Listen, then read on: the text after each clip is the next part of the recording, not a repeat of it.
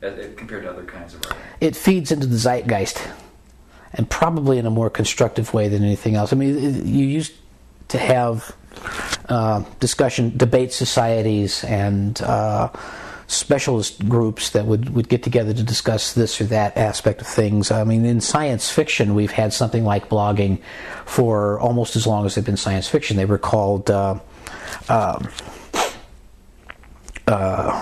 were they called?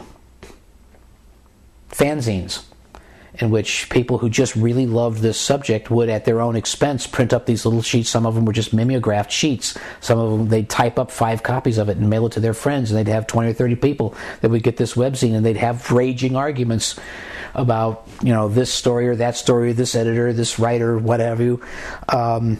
The internet and all of the software has simply allowed that to blossom into this many-headed hydra of people finding their groups and having these ongoing conversations about it.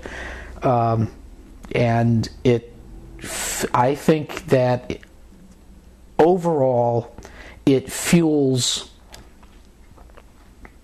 the thing that we need to have for a sane world, which is conversation, ongoing dialogue, people talking to other people. I have learned, before there were blogs, I was on news groups or use groups and bulletin boards. Remember, back in the old days of the internet, there were bulletin boards, which is very difficult to do the posting, and you had to go through several steps to get this thing. I've met people and learned things through these functions that I would never have had an opportunity to do. I have learned a great deal about certain things as they are lived, as opposed to the theory. You can, as an example, you can read the Quran and know nothing about Islam as it is practiced, as these people engender it in their lives. You have to get to know somebody who's a practicing Muslim before you see how this manifests and how it allows them to function in the world.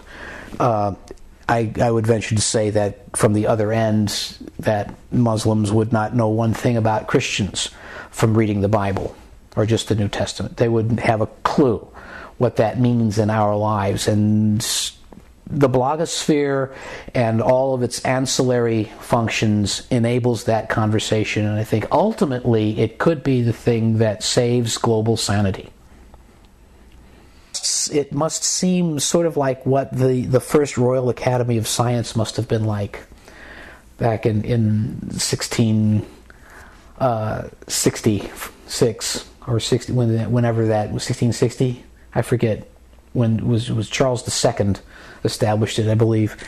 And you had all these people, these disparate people coming, all very talented, all very, very bright, and all of them not agreeing on one damn thing. But having this notion that there was something called truth that they could find if they worked at it long enough. And there were alchemists, and they were rudimentary scientists, and there were philosophers, and they must have had these meetings that sounded like the most god-awful free-for-all. And you read the journals and some of the papers that came out of it, and you scratch your head and go, they thought this was science? And gradually, did it have a character?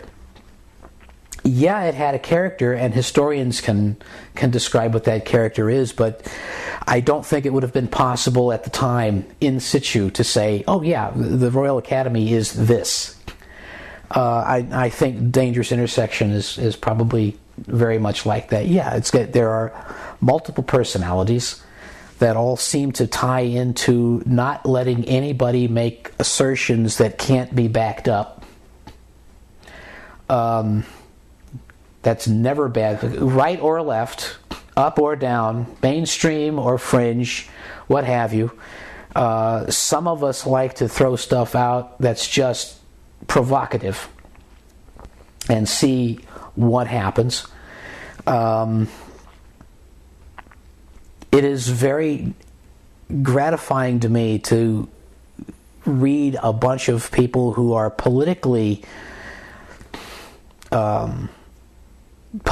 my kind of people, who also have no patience for what we on the left often discover is the most mushy-headed thinking about the realities of the world. I have no tolerance for tooth fairyism, whether it is liberal or conservative. And there's just as much of that kind of wishful thinking on the liberal side or the left side of the spectrum as there is on the right. The difference being that liberals will generally let everybody have a say, and conservatives will shout somebody down if they're not with the program.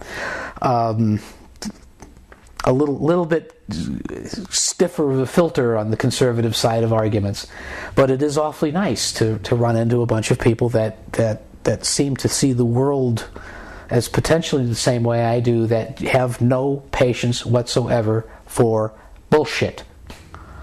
No matter where it comes from.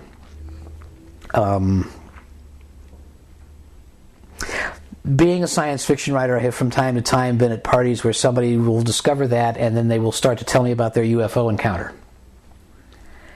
As if I'm going to have sympathy for that. But you're a science fiction writer. Look, nonsense is nonsense. I don't care if I'm a science fiction writer. There are no little green men trying to take you out of your backyard on the 4th of July. Oh, gray? I'm sorry, there's no little gray men doing it either. This is something else entirely. I just don't buy it. And I find the level of skepticism and the sheer body of knowledge among the posters at Dangerous Intersection a sign of hope.